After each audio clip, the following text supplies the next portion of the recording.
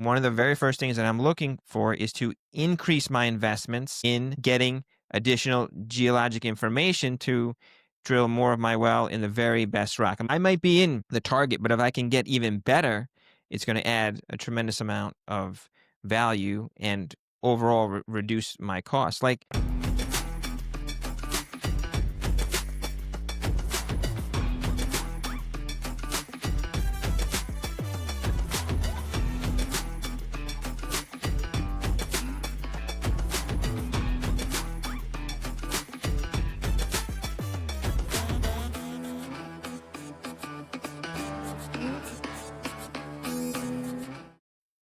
Welcome to the Grizzled Geologist Podcast. I'm Keith Carden, your host, and I'm here with Matthew J. Hatami today, and we're going to be talking about cost reduction in the sphere of geology and geosteering specifically, a topic that he and I are both knowledgeable about and passionate about. Before we get started, though, I'd like to welcome everybody back to the show. I've got a couple of them that I'm working on editing and are going to release here soon.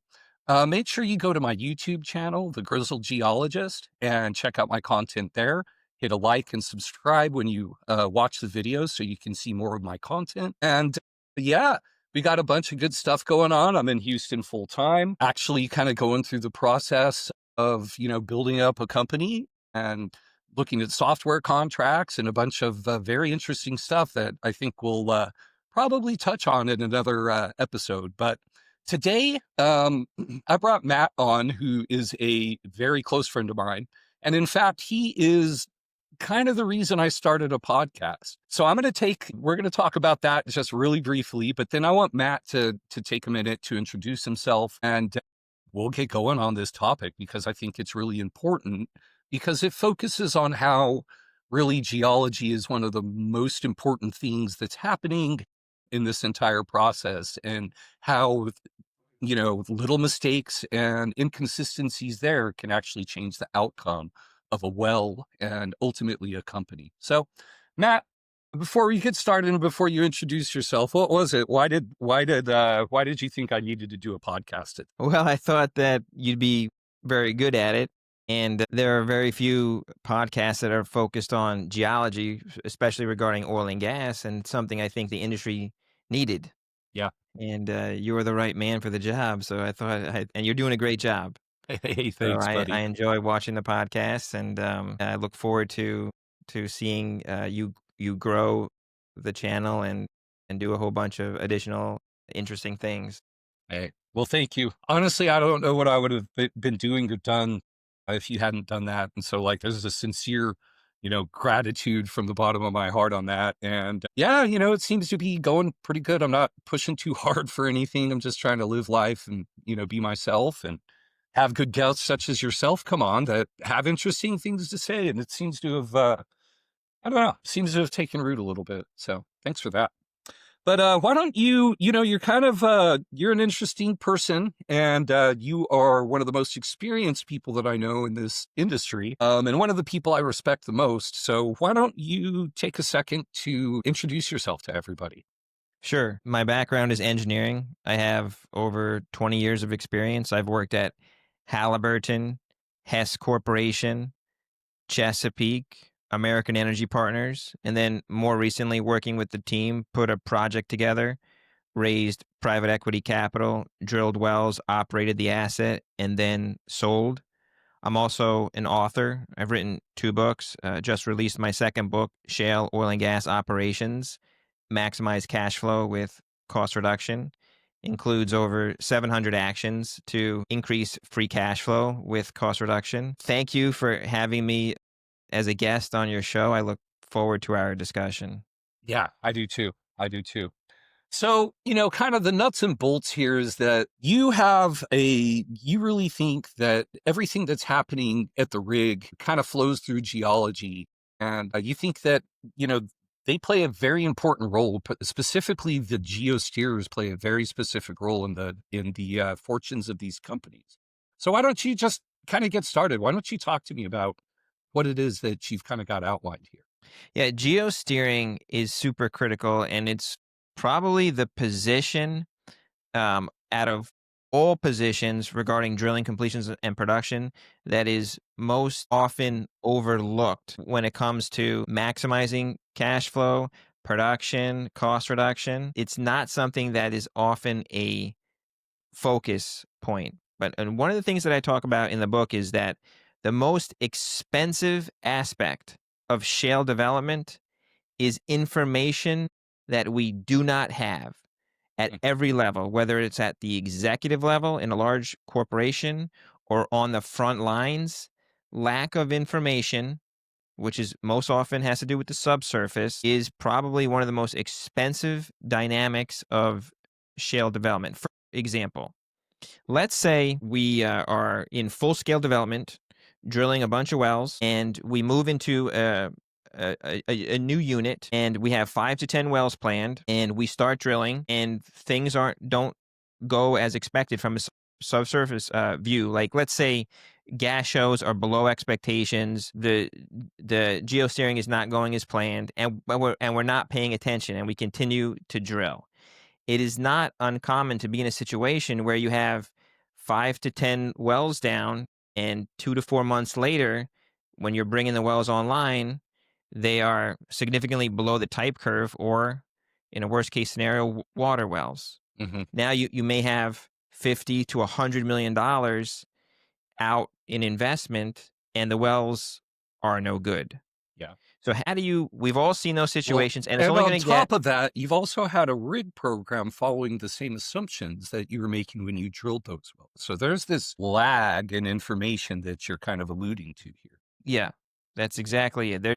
There's a lag between drilling and having enough data to determine whether or not I have a typed curve well that's going to pay out, or even just like a decent well. Hmm. And if you're not paying attention, you can get into a very bad situation. So, one of the things that you can do to avoid this is to develop a very simple algorithm using data from drilling, primarily geologic data, whether that's gas shows, the mud log, the geosteering data. You can combine everything to develop a simple equation to give you a prediction with a certain level of certainty as to whether or not your well is going to hit the curve based on the drilling data. Yeah. So you can make decisions on whether or not you want to continue to drill in that specific area, or move your rig. You don't want to be in a situation where you're not paying attention. The wells are not looking as they should during drilling, and you just continue with Yeah. your development plan and not make any adjustments, which is more often the case, because there it does become somewhat of an ordeal to move to the next location when you're not finished with the plan. Like, Hmm. let's say you want to drill like 5 or 10 wells, and after the first well things don't look so good, so you consider moving the rig. And there's a lot of things you can do if you're uncertain, right? So if I have 10 wells planned in a very specific area, and the first one, based on the data and our algorithms, is suggesting that we're going to be below type curve, and I'm not sure, maybe I drill one more well in that area. But if I was going to do that, I would change out all the equipment to make sure there's not a calibration issue. I'd change out all the mud logging equipment, anything in regards to the geosteering and the directional drilling, potentially get fresh people just to get a fresh perspective. And if I see the same thing on the second well, then I would not want to continue to drill another 8 wells, invest another 50 plus million Yeah. in a unit that has a high probability of not meeting the curve, Yeah. right? Because maybe a super major could take 10 water wells. But if you're, a Even mid-sized the player, someone's getting fired at that point, I mean, it's a huge financial impact. And from a cost reduction perspective, you're going to take a huge hit, because we're not just looking at reducing the total cost. We're looking at cost in relation to production. Of yeah. course, in some situations, we're looking at cost reduction purely on, like, if I have a $10 million well, I need to get it down to 5 million, but I don't want to do it at the expense of the production. Even Right. if the wells are drilling very quickly, and I don't want to incur an additional mob fee to move the rig earlier than expected, then have to come back if I'm going to continue to develop that particular unit. And listen, there's exorbitant cost kind of involved with any of these decision making, paths that we have to take here. We could be drilling, continue to drill out the unit again to the tune of $50+ million. You've maybe not even be ready from the land perspective and all these other things. And you've got rig mob, like you said. And then plus you've got people back at the office that, you've probably got 3 or 4 different decision makers and none of them agree on what, needs to happen. And so I want to flesh this out a little bit more, so you're saying that as we're drilling these units, we're collecting data, we've got mud logging, geosteering, and the basically Todco data streaming in that's going to give us parameters that we experience while drilling, including gas, torque, weight on bit, what do the cuttings look like. And you're saying so, and because there's some other ideas here that definitely we need to get into in it when it comes to the actual geosteering piece. But so say we're in here, we're doing this operation, and yes, we move to the next location. We get down there and things are different. So flesh that out on how you think that that goes, how we're able to actually explain that to, the people that have the money up in this kind of venture. Yes, the first step would be to get as much historic drilling and production data as you can, whether or not that's internal or non-op data Uh-huh. or external through various sources. And I go through a lot of where you can get information like that in the book based Mhm. on if you want to just get, let's say you're in an area and you haven't drilled anything in that area, there are a lot of ways where you can get competitor information. So in most cases, there's always going to be a source of information if you're in an area that has some development, right? Yeah. We want to get all of that data, and then we want to make a correlation between drilling metrics and production. Yeah. So the very best wells that we have based on the production, what can we correlate to what we see during drilling, the very early stages of drilling, Hmm. that potentially with a certain amount of certainty, it's not going to be 100%, but it's going to be some metric. We can make a prediction based on the drilling data what the well is going to do. And you can do this in most cases. Very often, just gas shows in many plays can correlate to long-term production performance. What we're trying to do is avoid a situation where we drill a bunch of below type curve wells. Yeah. I mean, and that's one of the biggest efficiencies you have to keep. Yeah, or even on a more micro scale, can we take that data to make changes while we're drilling to ensure that we get a type curve well, right? So if we do a bunch of analysis based on the production and correlating it to the drilling parameters as Hmm. to what we should be seeing to get a type curve or better well, we can make adjustments during drilling to try to achieve that. Of course, it's not always possible. And as you move out of core areas, which everybody is doing because the best stuff is drilled up, right? So we're going into more challenging rock all across the United States. So Hmm. this is going to become more and more of an issue. When you're in the core and you have a lot of control and the rock is thick, Consistent. it's not as much of an issue. But when you get out of the core, it becomes a lot more challenging. And then you're going to have to pay a lot closer attention and be a lot more careful with where you drill, what you drill, with the information, and then using this type of analysis to avoid situations. So it can take some time to gather all of the data, make the correlations, but Well, and it that's what I is was going to possible. jump in here on is because as you're talking about this appears to be something that needs to be kind of done ahead of time, in my opinion. Absolutely. Yeah, it has to So be done ahead of time. we've done all of our pre-work. We understand what the type curves in the area are through core and other scientific geologic pursuits, including rock mechanics and everything else. We have determined the best reservoir rock within, because we have options. If the reservoir, common source of supply, however you want to define it, is 100 feet thick, and this is what people have to understand, is that, yes, we have a column of oil. It's kind of through what we call the common source of supply or the reservoir itself. And that oil is located in different kind of rock types that have different characteristics that then, okay, so we're looking at the logs for that and we've done some core and we can actually see this whole column of rock. And so what we do is then try and pair that to the drilling. And what we ultimately want is the pairing of the absolute most oil with actually being able to put the drill bit in it and drill through there. Now, there are a couple other factors that are important because when we go to complete the well, the rock also behaves differently there. So before you come into doing any of these development programs, you've got an idea of what the reservoir is, how thick it is, what is the best geologic slash reservoir characteristics about it, what part of the rock is that, and then how it responds to two of the operations, which is drilling and completions. And so you would have historical drilling data from different wells that have been drilled from the field, non operated interest, whatever, where you can take that drilling information, plug it into your databases of whatever you're using to run analytics, and you can now take the actual rock properties, the geologic, petrophysical in a sense, combine that with as drilled rocks where you can see where the bit has been through that entire reservoir essentially and how it responds. Does it drill faster here? Does it drill faster here? Do you have torque issues? Are there different minerals in here that can cause a problem when it comes time to complete this well?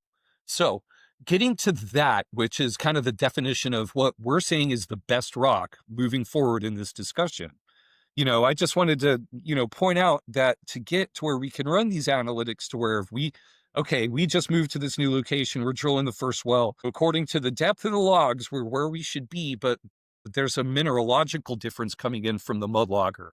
Maybe the gamma ray is a little bit hotter. So what is this?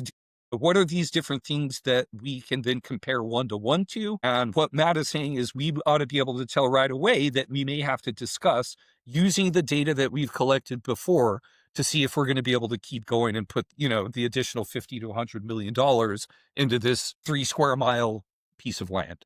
Yeah, I mean, the question, when we're working at a very intimate detail with this stuff, we're trying Mhm. to answer whether or not we're going to deliver a type curve or better well. Yeah. And at the management and executive level, they might not necessarily want to know all the little details. Right. They just might want to know what's the probability that we're going to hit the curve.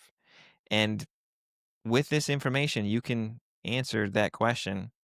Of course, it's not going to be 100% correct because you're trying to predict the future with limited information, but you can get pretty close and potentially save your company a lot of money because nobody wants to have 5, 10, 20 wells come on and they're all They're below all the dogs. curve. That's it. That's very painful, right? So anything that we can do to avoid that is going to maximize our free cash flow massively. Like you're talking about if you want to make a significant change to the bottom line using this type of technology and you're in the middle of a cost reduction effort, one of the things that I'm looking to do is to invest in my geologic intelligence.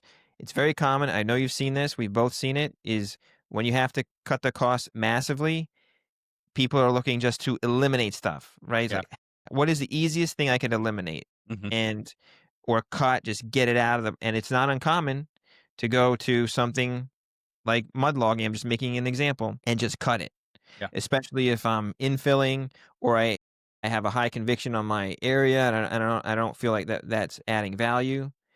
But a very small change like that could set you on a path that's going to be very painful from a free cash flow perspective. I absolutely agree. I'm coming at it from the opposite perspective. If we were going to go into a massive cost reduction effort, right, where we need to cut millions of dollars out of each well, let's say we have $7 million wells and we need a $4 million well. So we need to cut 3 million, right? That's a lot.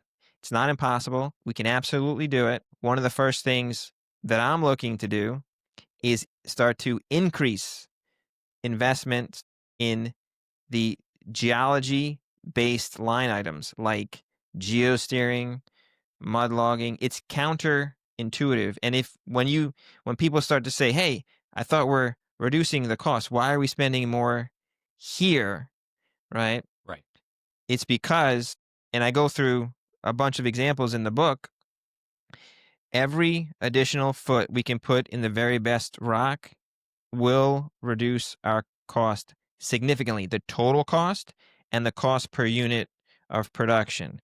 For example, it's very common as you're getting close to TDing a well to speed up to try to hit the days versus depth, go into rotation, or do whatever you need to do to get that last 500 or 1,000 feet just We call it drilled as rotating fast it as out. possible. Yeah, Call it rotating it out.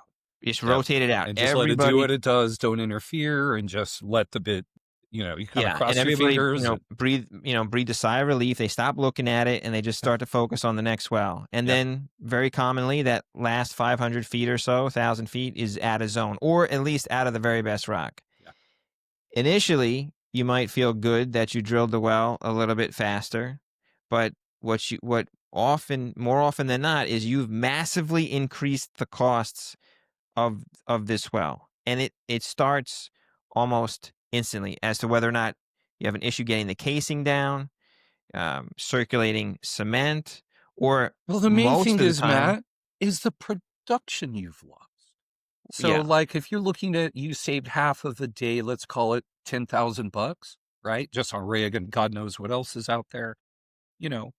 How many of that 500 to 1,000 feet less barrels of oil and gas have come out of it? Go And ahead. the worst place to be at a zone, in my opinion, is at the toe.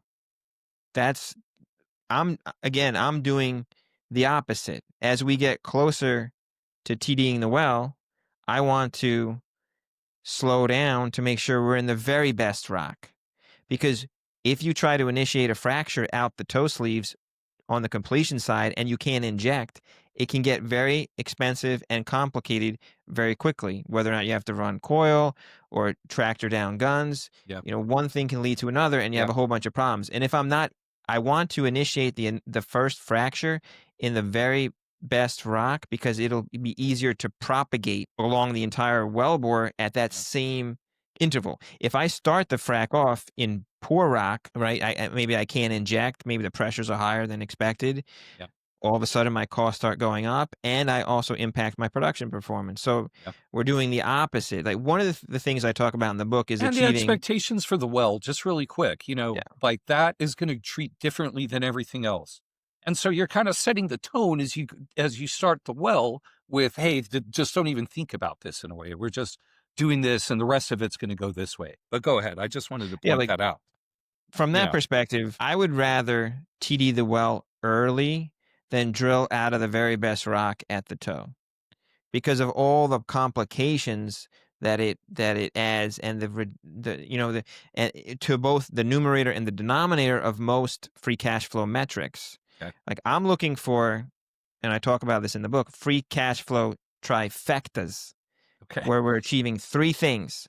We're reducing the total cost, we're increasing the production, and we're reducing the risk. So anywhere where I can achieve a trifecta is very powerful. And geosteering and other geologic intelligence that enhances my ability to be in the very best rock is a trifecta.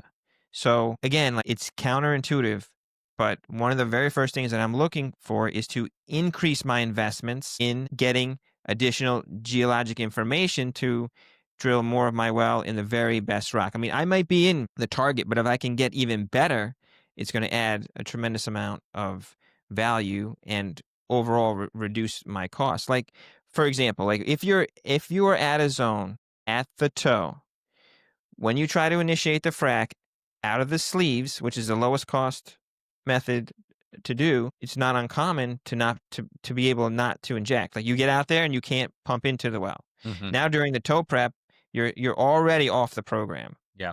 And your costs are going up hundreds of thousands of dollars. Yeah. Because you thought you were saving money by rotating it out during the drilling part, right? Yeah. No, that's the other thing that happens is one of the most risky operations is the post-frac clean out where you're running in with stick pipe or coil. And when you get all the way to the toe, you want as much energy there as possible to sweep out all the debris. Whether or not you're using dissolvable plugs or some other technology, you want to have the strongest production at the toe. And in some cases, you can correlate the very best wells to having the best production at the toe because it sweeps the entire lateral of any debris. Mm. So, it's the opposite of what many teams are doing is instead of speeding up as you get close to TD, slow down. You're Interesting. going to be money ahead. Yeah, well, I mean, you're really absolutely right, and it's on all of this stuff. It really does, and we've talked about it, but the two teams are incentivized differently. Drillers are, it's always keeping costs down on the rig, but ultimately, and I've seen it, lived it also. If yeah, we could put them down fast, but the revenue lost from not having the wellbore touching the most porous oil-filled rock, yeah, I mean, you've lost your money there, straight up. Like that's one of the main things in this business. There's been kind of the convention in the past where it's like, well, we're not right there, but we're going to get into it, right? But that's Yeah, kind of that's one of the paradigms that I don't, I bought into it in the past, sure. and And I but have as well. I've made the same mistake because the general consensus, and it's been proven wrong in most cases, is I might not be in the very best rock, but I'm going to put a massive frac on it and I'm yeah, going to frac into it. So it's not going to matter. Like, why should I care yeah, whether or not I'm a foot high or low? Well, it yeah. means, it's been shown in many plays that a few feet can make a huge difference. Yeah. So any little additional information that we can obtain, Mhm. even if it costs some more money Yeah. to help us make those small changes, is money well spent. So those line items Yeah. during significant cost reduction efforts, I'm looking to increase them, Yeah. right? Like, what can I do to enhance my understanding? And there's a lot of AI out there. I have a bunch of that in the book. Mhm. We can talk about There's that a little bit. Yeah, I mean, look, the most important factor in terms of cost reduction during drilling, completions, production, geology, the entire operation is having great people. Yeah. That's that's a huge factor is having the best people that you possibly can in every single position. But, having great people and then combining them with artificial intelligence can help take you to the next level because we can incorporate the collective wisdom of the entire organization and decades of experience into this technology Yeah. to help make decisions. I think it's something that of all industries, there's a huge push for AI to add value. And I think in the oil and gas industry, it can add a considerable amount of value Yeah. because there's so much uncertainty Yeah. with what we're with a people perspective. There's so much changing, not just from turnover, but day and night shift Mhm. and weeks on versus weeks off. There's so many people going through these operations that it's hard to maintain a level of consistency with how we're doing things because there's so many people involved. Yeah. But if you incorporate AI, not lose information when people leave or rotate on days off because we're capturing that information within our technology.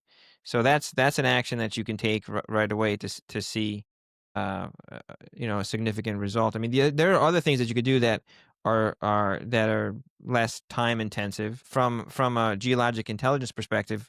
One of the things that you could do right after this podcast to create value is, and I go through a number of these examples in the book, but Mhm. take your current geoprog, go out to the team, visit people in person, ask for feedback. How can you enhance what you're doing to help provide actionable items Yeah. with your team in the field? Yeah. The It's other thing important to that go I'm talk to the drillers from a geologic Yeah. perspective to go, what do they see? What is it that you can do better to communicate with them?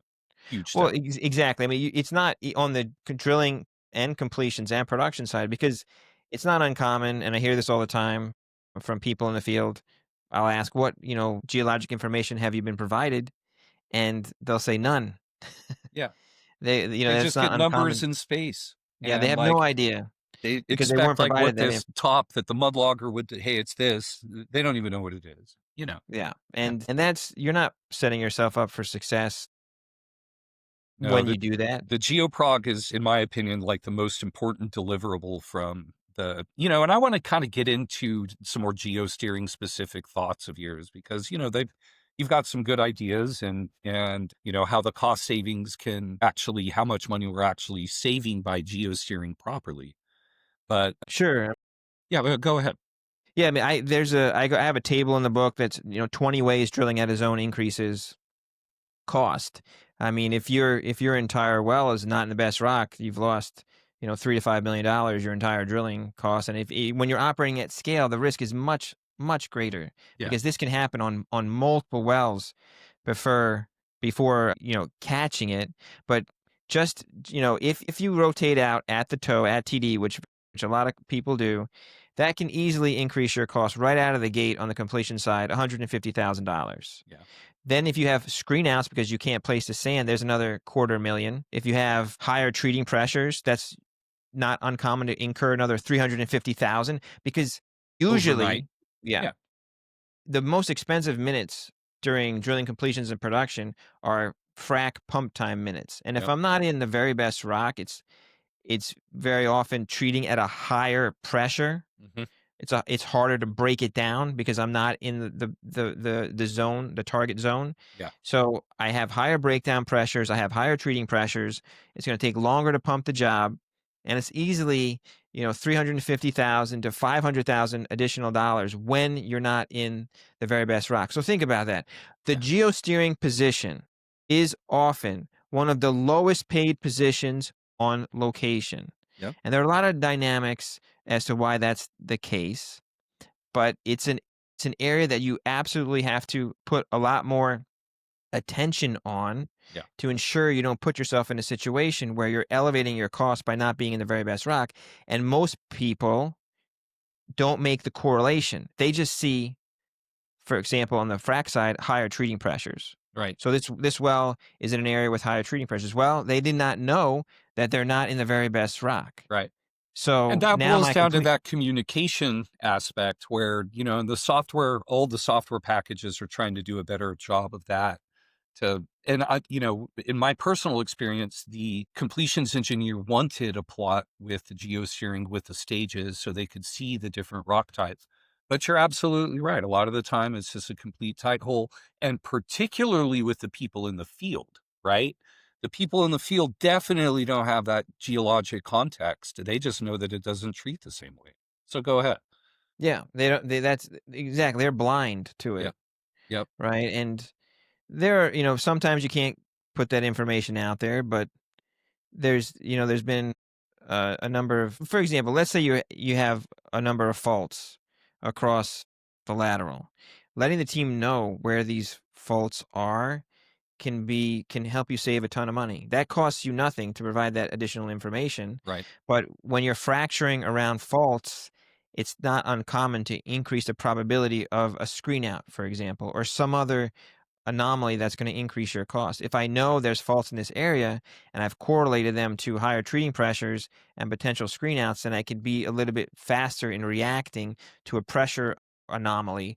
during the frac. I'm not Mhm. I'm not blind to what's happening, right? Right. So the guys in the field, just providing them a little bit of additional information, and Huge. then two of the things that I think are critical are, like, for every single frac stage, since we're talking about completions, you want to provide the team with percentage of that interval in zone in the very best rock. Yep. Am I 100%? Am I 50%? And faults. How many faults are across this stage? And that will help your team make a lot better decisions and be on their toes. Like, if Yeah. they're not just half asleep out there fracking the well. They say this stage is actually like 75% out of zone, and there's multiple faults across it. So you want to bring your A game to that when you know that's the case, and everybody elevates their awareness because they know there's an anomaly here. But Well, more often than not, no, they're never provided with any of that information. They just absolutely. they start fracturing, and all of a sudden the Something's pressure's all different, and right, and now it's the, ask all these questions and yeah, what's going the on with the pressure's all over the geology. place, Yeah. and you're thinking, do I have a casing problem? Is there an equipment problem? Like, they're looking for the solution on the surface, or some type of mechanical issue. Yeah. They have no idea, right? So when you're in these situations, Hmm. you start you're blind to to the geology. Yeah. You're looking to see if I have an issue on the surface. Is it with my fluid system? Is my Right. friction reducer not running? Right. Is my casing ruptured? And you start to panic, right? And then Hmm. all of a sudden, after the stage is over, somebody says, oh, yeah, there were 3 faults across that interval and we were half at a zone. Yeah. And you're thinking to yourself, because I've been on It both would have been sides of nice to know. it would have been nice to know that. Yeah. I'm in a panic over here. I got guys running all over the location. Something's going on. I'm checking the backside because I think I got pressure. It would have been nice to know that that was the case. Yeah. But when you're Well, far removed from location, which many of us are when yeah. we're operating at scale, you become somewhat detached from this dynamic. Yeah. Like one of the things that from that perspective that I advocate for, and I know that you know this about me, is leveraging video cameras. Life is a visual experience, but Yeah. in our industry, because we're operating from a distance, we're very comfortable not seeing exactly what's happening on location. Yeah. So incorporating cameras into your operation is a way you could definitely increase your free cash flow and reduce your costs, particularly from a geologic perspective. If we put them on the shakers so we can see what's coming across from a rock, It's not a bad idea. analysis, right? That's There's a not a lot bad you can learn idea. just from that. Well, and what I wanted to add really quick, just jumping back on the completions piece, because it is intrinsically tied to the geosteering. And like you're saying, you've got this dynamic where we've got the geosteering happens, may or may not get integrated with the completions, but you get out to the field, things start happening, rock is different. And what I'm saying is now the next step is to take that information and put that back into the geosteering software where both StarSteer and ZoneView are both working on solutions to where you can come in and put that information from the frac back into the geosteering and you can run the analytics and actually look at it for the next well. Now you have a one-to-one correlation. This is how it treats in this rock. On the next well, you can be like, oh, look, we were in this for 500 feet. Let's adjust the stage to where we're going to actually pop the right lithology versus, wasting our money going and pumping into this. So there is a feedback loop that needs to be nourished and continued for this like geosteering and completions piece to work, in my Yeah, opinion. absolutely. I mean, years ago, we both worked in an area where if you fracked across a fault, it was a pipeline to To water. water.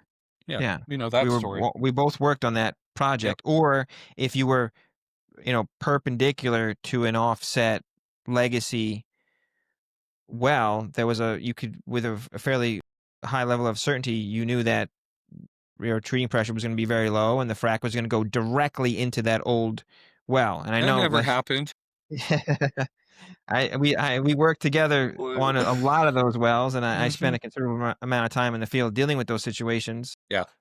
But how can you use that information to save a massive amount of money? Well, why would I frac across a fault if it's going to lead to my well producing thousands of barrels a day in water? Right. So I can cut out. I think at the time we did like 150 to 200 feet on either side of the fault in certain Yeah. areas in Yeah. Oklahoma, if you recall. And so I'm now cutting out an entire frac stage, Hmm. right? Because um, I don't want to water out my entire well. Now Right. I save money. Maybe I save a couple 100,000 there, and I enhance my production. But So you don't instead have of to just move as much water at the end of the day, yeah, and that water overwhelms the oil. So you want to stay away from that. exactly. So that's a trifecta, right? I Yeah. reduced my cost because I cut one frac stage out. I increased my production, cut my water count, and reduced the risk. Because when you frac around faults in certain areas, you can shear the casing if the fault activates, Yeah. and some type of like seismic event occurs. But there's a situation where you're saving a considerable amount of money. Now, if you can utilize a similar dynamic where I'm not going to spend money during a frac across an area that's not going to produce, right? Yeah. So if I'm out of zone and I know that the rock is not productive, Hmm. why would I spend the additional money Money. to Right. frac the well when it's 100% out of zone? Some people will do it anyway I know. because that's their protocol and they want to frac every single foot. But if you can show with a high level of certainty that this interval is at a zone, why are we wasting our money with a frac? Right. You can Well, save a that takes considerable. those case studies and that takes time in building up these databases we've been kind of talking about. So I think that that's incredibly interesting. We're doing pretty good on time, bud. We've got some good bullet points. What are some of the other, one of the things I wanted to touch base on really quick was just, sometimes the cheapest like you think you're saving money, but at the end of the day, you're actually costing yourself the production. What are some of a few other tips and tricks or some of the things we should try to avoid from the geosteering piece to be able to save money on these operations and increase production? Yeah, I mean, geosteering is, in my opinion, it's not as well respected and appreciated as it should be because a lot of people don't understand what goes into it. They don't understand how difficult it is to to do. It's And some people incredibly are better at difficult. it than others, wouldn't you say? Yeah, and from that perspective, if I'm looking to increase my geosteering abilities an order of magnitude, which what I say in the book is how can I 10x my geosteering ability or increase it an order of magnitude where I can impact my financial situation and increase the value of my company. Hmm. One of the first actions that I suggest is to identify who are your best geosteers. Exactly, like who are those people? Hmm. Because it's a skill just like anything else, and it's an incredible Professional skill. athlete kind of thing, Yeah, I mean, even professional athletes are better than others and have certain talents. to So we compare it see to. this in the geosteering space also. Exactly. It's like a profession, like a pro athlete. If you're not a football fan, for example, and you look at a bunch of quarterbacks throwing the ball, to the untrained eye, it looks identical. They all throw the ball pretty good. They throw it pretty much the same distance and hit their target. But one guy can get it an inch or two more accurate than another guy, and that person's making tens of millions of dollars more because Well, and his what I would say ability. is they can all throw the ball the same when they're not under pressure. But when That's they've right. got 300-pound linebackers bearing down on them, what's your geosteer gonna? That's the point. That's the exact point that we're talking about here, right? Trying to do this stuff in real time Yeah, is totally different than looking at it after the fact yeah, because on all aspects of the operation I've seen this in the office over decades. For example, when a well screens out during the frac job during the completion, everybody thinks it was so easy to see yeah. and it should have In been hindsight, in yeah, hindsight it should have yeah, been avoided. Like how could you do that? yeah, And yeah, they might fire the guy, yeah, the company man, the completions consultant. yeah. Well, at the time, it didn't look like that. Like it Right. looked totally different. You're This seeing is the end live result, action. Yeah, live action. and we all, we don't have the screens and monitors for instant Yeah, replay, right then. geosteering is the same in a lot of ways, just like you know treating a frac. It's even harder. It's Well, because much it's harder. happening. You got these stuff's moving. What are you talking about? Yeah, it's live action.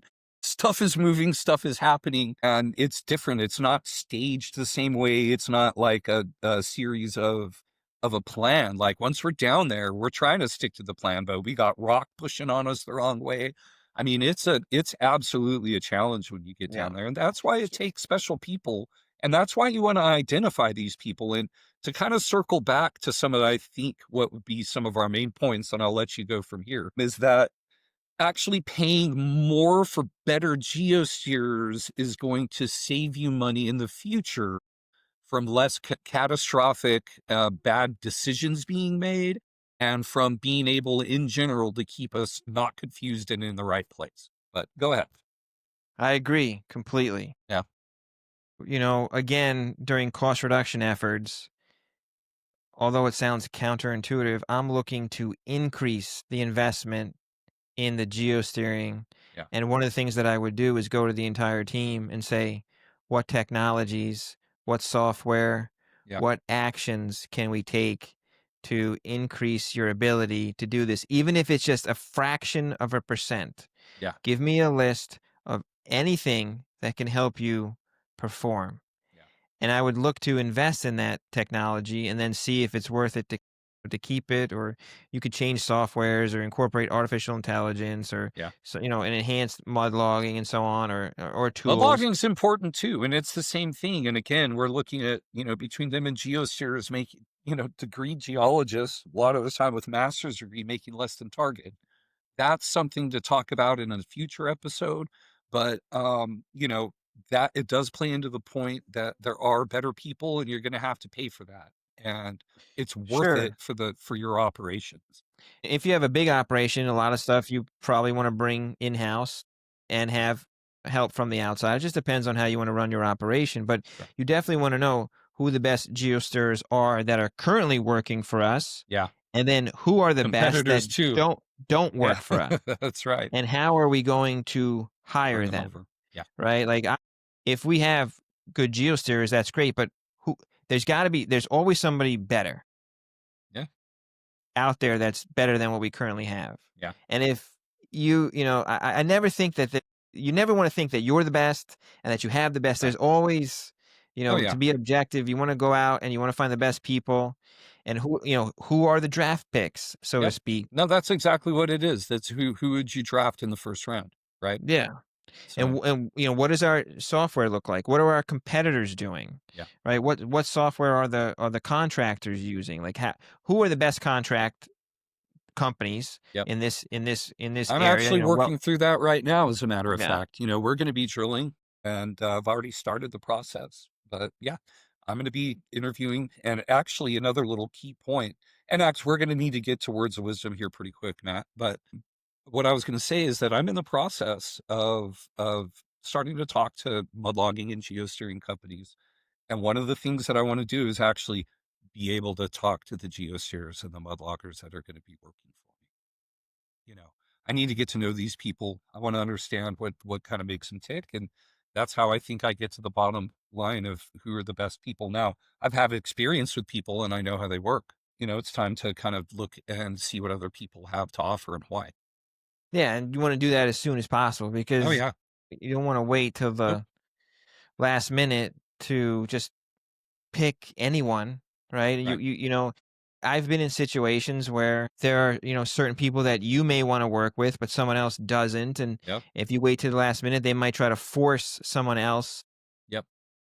onto your team that isn't a good match, and you definitely don't wanna be in those, Yeah, I'm like way ahead. situations. Yeah, no, you got to Yeah. do this way ahead, and not just sticking with the status quo. I've thought and learned quite a bit over this last little period. It's been nice to look at it from a cost saving perspective. And again, I'm working for a tiny PE company, and that's where you really see the nuts and bolts. And, we're going to make decisions that are going to put us in a good position with the right people. But yeah, this all factors in to the big picture. And, you know, ultimately, geosteering, and Matt and I both agree on this, is what we think is one of the most important things, possibly the most important aspect of the entire oil and gas business at this point. When we're looking at the performance of these wells and the change over the last, 20 years during our career, about how people started out just, here's the reservoir, get in there and rotate, and we're all over the place, to narrowing it down to where we've got plays like the Cherokee Shale where you got 15 feet and that's about it, to where if you're out of that, you're not fracking, you're still drilling pretty quick.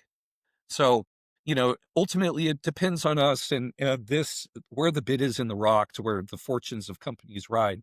So, Matt, why don't you give us a little summary and give us some words of wisdom at the end, and we'll get going, only to do another episode soon.